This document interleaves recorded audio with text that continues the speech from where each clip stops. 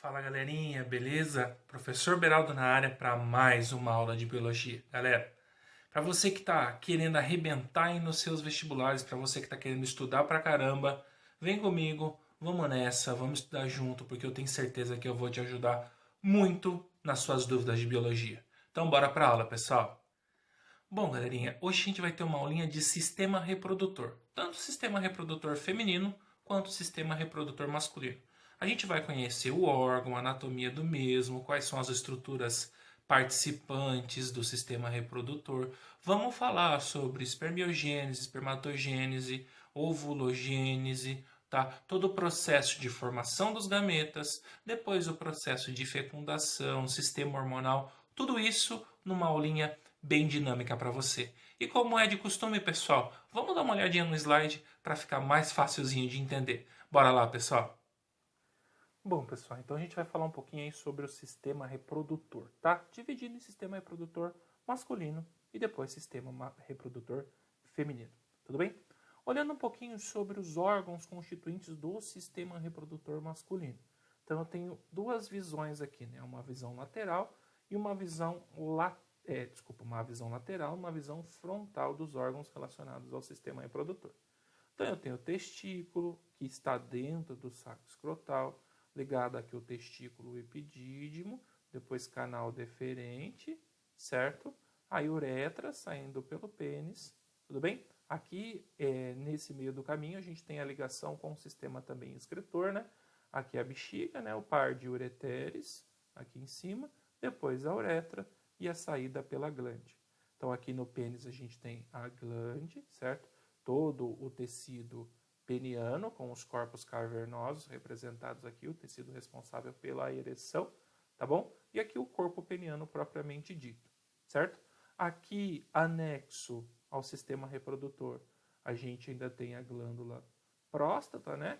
E a vesícula seminal, que é encontrada em um par. Então, um par de vesículas seminais, um par de testículos, um par de epidídimos, um par de canal deferentes. Depois, tudo isso se une na uretra e sai aqui pela abertura da glande, certo?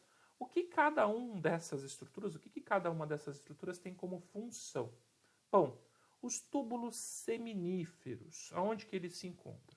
Os túbulos seminíferos, eles se encontram dentro do testículo, mais especificamente aqui, ó, onde está marcadinho de azul, certo? Aqui na região dos túbulos seminíferos que acontece a produção dos espermatozoides, certo? Seguindo aí o caminho que o espermatozoide faz desde a sua produção até a saída, o próximo passo é o epidídimo. O epidídimo é esse que se encontra aqui nesta imagem, ou esses dois que se encontram aqui nesta imagem. A função do epidídimo é a função de amadurecimento do espermatozoide. Então, depois de ser produzido nos túbulos seminíferos, ele vai ficar um tempo ali no epidídimo para amadurecer. O próximo passo é passar pelo ducto deferente ou canal deferente. Qual que é a função dele? Ele vai conduzir os espermatozoides para se juntar aos líquidos do sêmen, certo? E aí, junto os líquidos do sêmen com o espermatozoide, todos esses vão sair pela uretra no momento da ejaculação. Então, aqui sai, certo, do epidídimo, vai para o canal deferente, certo? E aqui se junta com os líquidos da ejaculação. Líquido produzido pela vesícula seminal, líquido produzido pela próstata, certo? Então, as vesículas seminais vão formar um líquido que a gente chama de líquido seminal, certo? E ele tem a função de nutrir os espermatozoides durante o seu caminho até a fecundação do óvulo e também serve para neutralizar o pH vaginal. Lembrem-se, pH vaginal, ele é sempre tendendo a ácido, tá? E esse pH ácido seria espermicida, ou seja, mataria os espermatozoides. Por isso, o líquido seminal, o líquido produzido pela vesícula seminal, né, que não deixa de ser chamado de líquido seminal, tem essa função importantíssima de neutralizar o pH vaginal. Depois, ali passando pela próstata, a próstata vai produzir uma secreção que a gente chama de secreção prostática, certo? E ela vai ajudar a conduzir os espermatozoides e também, no momento da ereção peniana, a próstata tem uma função muito importante. Ela ganha volume, tampa a saída da urina, né? Nesse canal aqui da uretra, ela dificulta a saída da urina e vai impedir que a urina saia junto no momento da ejaculação. Isso seria um grande problema, porque a urina tem pH ácido também e mataria os espermatozoides. Depois nós temos também as glândulas bulbouretrais. Nesse caso aqui, também ajuda na produção do líquido que vai formar o sêmen, certo? Mas a glândula bulbouretal ela está mais relacionada ao momento pré-ejaculatório, porque ela vai produzir uma secreção viscosa, transparente, que ajuda na lubrificação do canal vaginal no momento do ato sexual, ajuda a neutralizar a acidez da uretra masculina, certo? Qualquer resto que fique ali na uretra de urina pode atrapalhar o desenvolvimento dos espermatozoides, então a secreção viscosa ela vai fazer aí essa limpeza antes da ejaculação, tudo bem? Visto isso, nós temos aí anatomia e estruturas e as suas importâncias dentro do sistema reprodutor masculino, certo? Aqui um desenho mostrando os dois processos, né? Todos os dois processos, não, desculpa pessoal, todas as estruturas dentro desse processo, tudo bem? Então mostra aqui de novo o testículo, saco escrotal. Aqui uma coisa importante que vocês saibam, o saco escrotal ele é um importantíssimo elemento controlador de temperatura durante o processo de produção dos espermatozoides. Os espermatozoides eles não são produzidos em temperaturas muito altas, então os testículos eles são colocados para mais distante do corpo ou mais próximo do corpo, caso seja necessário a alteração da temperatura interna dentro do processo de produção de espermatozoide, certo? A ejaculação em si, ela é resultado de uma onda de contrações, certo? Que vão chegando a um limiar muito alto até que ela consegue expelir os espermatozoides junto, eles saem lá do epidídimo, né? Vão caminhar até os dutos diferentes.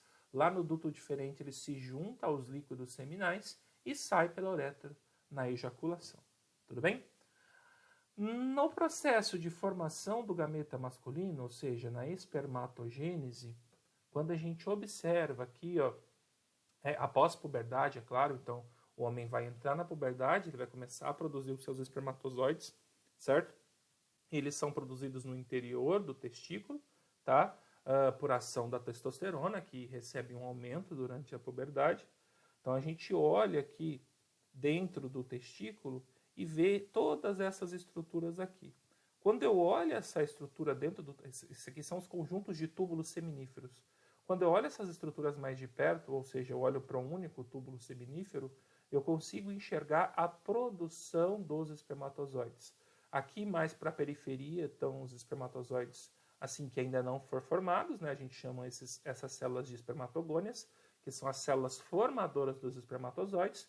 Depois espermátide, espermatócito 1, espermatócito 2 e o espermatozoide de verdade, aqui mais na direção da luz do tubo, ou seja, na parte interna dele, aonde ele vai ser enviado no momento ali antes da ejaculação para sair junto com a ejaculação. Tudo bem?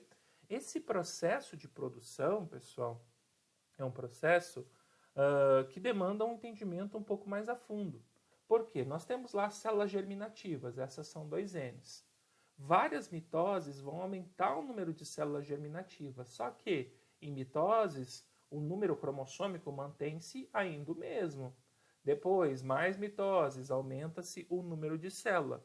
Só que essa célula ela se prepara para produzir o espermatozoide.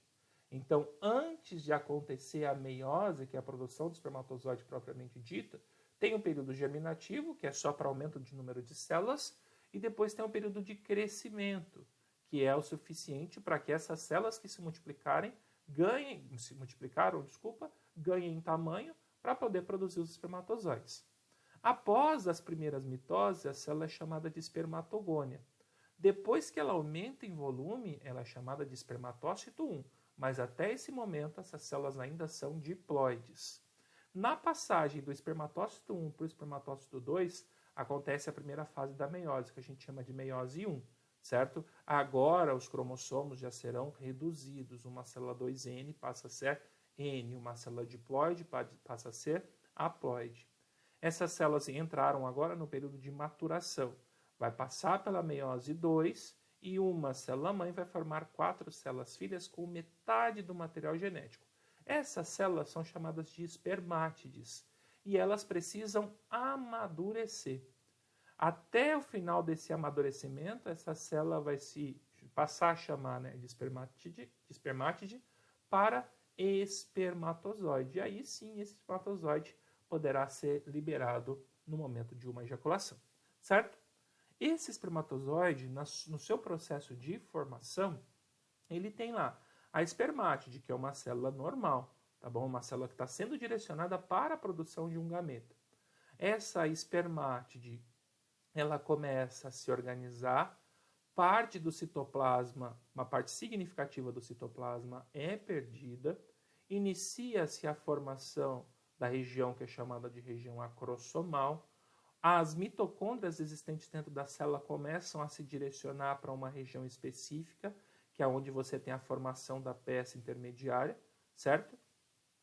O citoesqueleto ele começa a se organizar, né? Na verdade, você tem a formação ali para o direcionamento do flagelo, né? Para a finalização da formação dos flagelos, do flagelo, desculpa, até que no final você tem a formação completa do espermatozoide, com a região acrossomal na cabeça, um núcleo ali na cabeça, depois a peça intermediária onde ficam as mitocôndrias, para gerar energia para o batimento da cauda ou flagelo do espermatozoide.